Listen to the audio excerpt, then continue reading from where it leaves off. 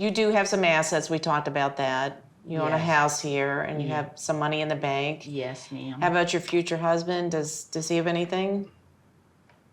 No, he's just a farm person. He's a kid. He has He's not a nothing. kid. He has nothing. What does he have? What did you have when you were 24? At least I had a full-time job. Well, how old is he?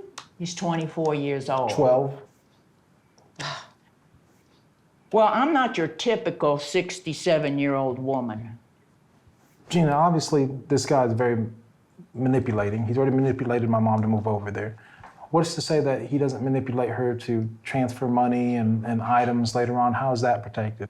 We hope that you don't do that, Deborah, because you need to protect No, your right, future. It flies in the face of us trying to do what we're doing with the prenuptial agreement, which is to protect our assets. Right. Debbie contacted me a few weeks ago. I am surprised to discover that Debbie's fiancé is only 24 years old. That is quite an age difference. Personally, I feel that there are some red flags in this situation. Debbie is traveling halfway across the world to marry a man that doesn't have any assets. She has all the assets, and she could stand to lose everything she worked for if they're not protected.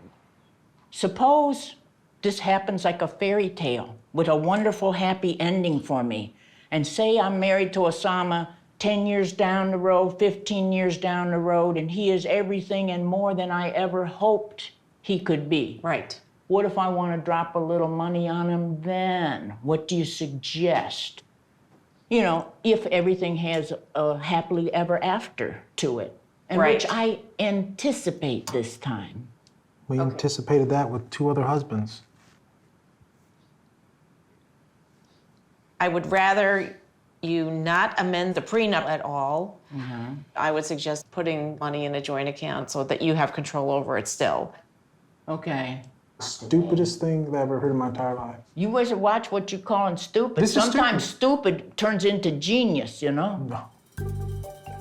I'm very afraid that once my mom is there, that she wouldn't hesitate of transferring all her American funds and money into an account that he has access to. And the way that she is talking about supporting him in the future tells me already that she has supported him and she's keeping stuff from us.